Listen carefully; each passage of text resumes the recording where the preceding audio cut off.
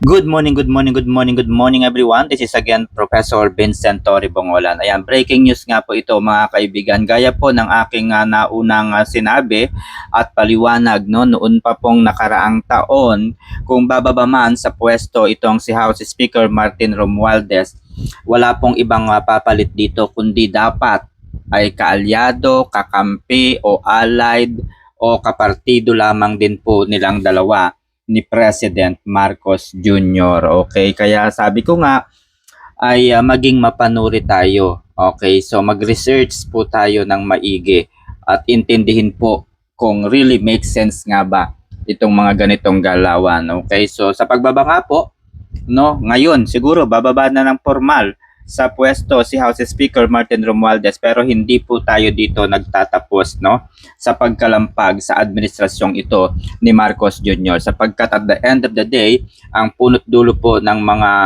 anomalyang ito sa flood control projects at iba pang mga may kinalaman sa plunder at malversation of public funds, falsification of public documents at iba pang mga criminal offenses ay talaga namang ito po ay sa kagagawan ni Marcos Jr. Okay, ang ating Pangulong Bangag. Okay, so eto na nga mga kaibigan.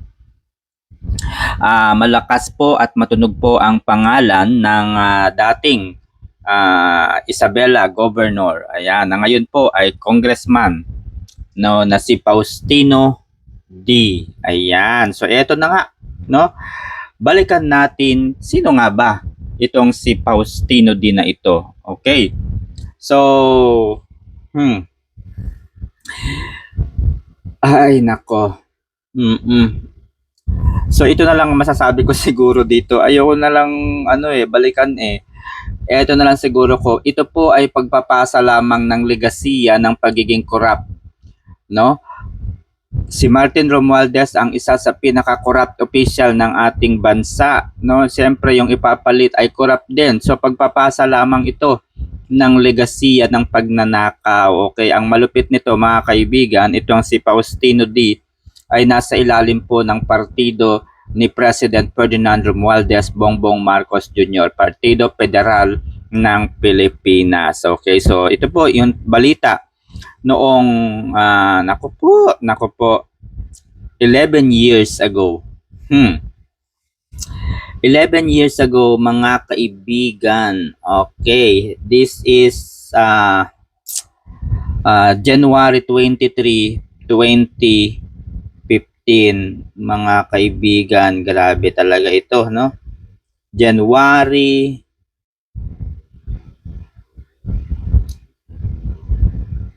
Ay, nako, grabe. Oh, my God. Ano? I-research nyo o basahin ko?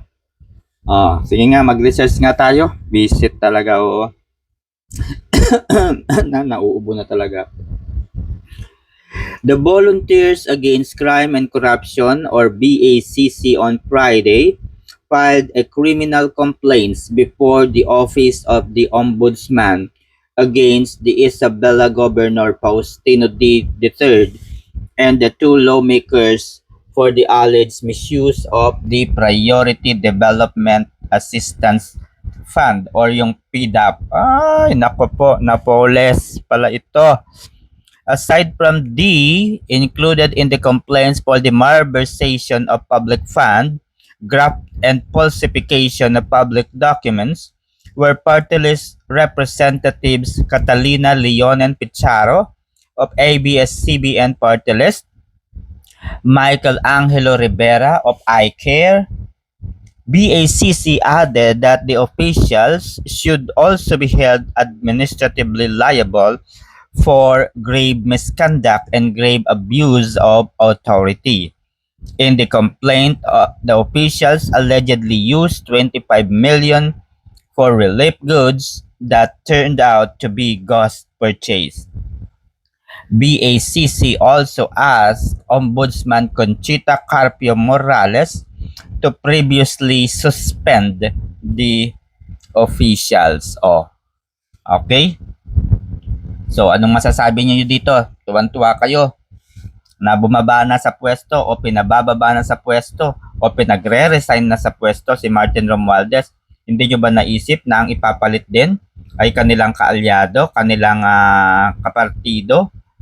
Ano po ang dahilan? Bakit po dapat kapartido, dapat kaalyado? Ano po din naiisip ninyong dahilan? Ayan, mag-analyze po kayo. Laliman po ninyo yung inyong pag-analyze. Dahil sa panahon ngayon guys, hindi po pwede yung napakababaw na pag-analyze sa mga pangyayari. Laliman naman po ninyo. Yung mabigat-bigat naman, yung meron namang tamang dahilan.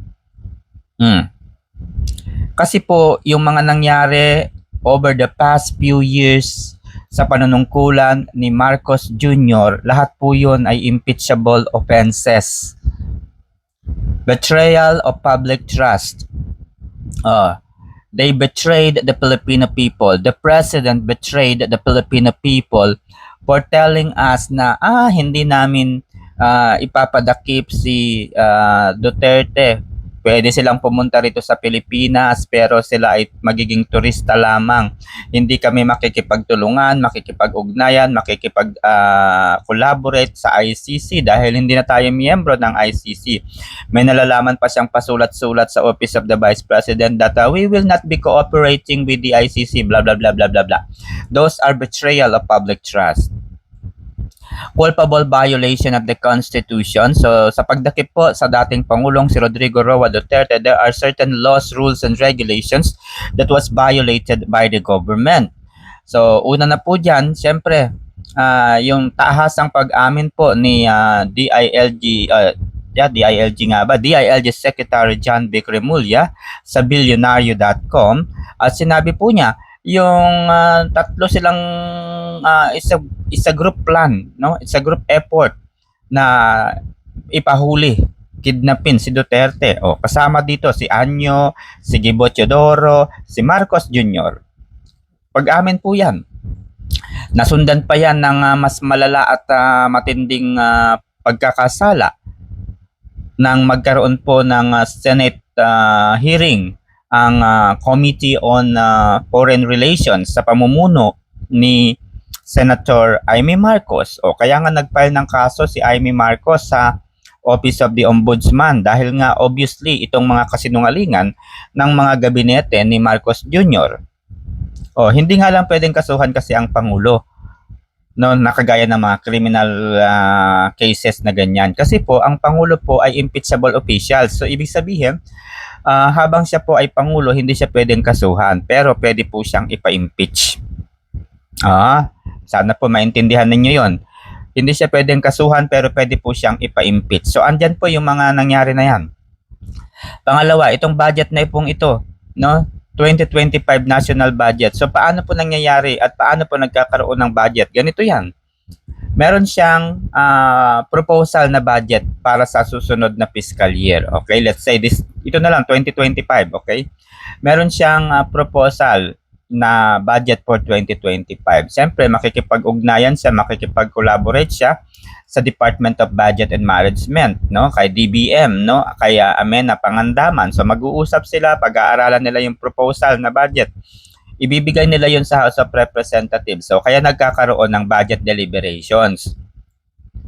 Iniimbitahan ng Kongreso sa pamamagitan po ng Committee on Appropriations, magkakandak po sila ng legislative inquiry sa mga ahensya ng pamahalaan sa government-owned and controlled corporations. So, siyempre, kahapon nga po ay inimbitahan na at nagsalita na po doon, humarap na po sa Kamara si Vice President Sara Duterte para ipagtanggol at bigyan po ng kumbaga paliwanag yung hinihinging budget ng Office of the Vice President. Okay, pag natapos na po yung budget deliberations na ito, ayan, malalaman na po kung magkano yung budget for certain agency, no?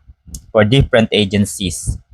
At syempre, aakyat na ito sa Senado. So, ganun din po, pag-uusapan po yung budget, tatalakayin po nila itong mabuti, and so on so forth. So, pag natalakay na po yan, ay papasok na po dyan yung bicameral committee.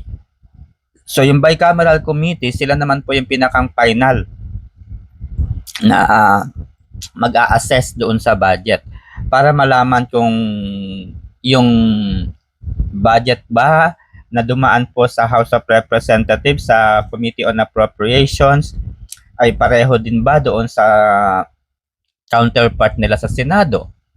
Noong nakaraan po, ang counterpart po ni Zaldico, ni Stella Kimbo ay si Grace po.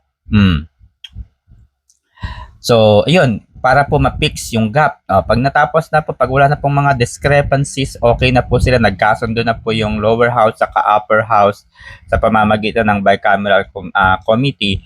So, pipirmahan na nila yon bicameral committee report. So, yun, to cut the story, may mga blanco doon, tapos merong insertion na nangyari nga, no?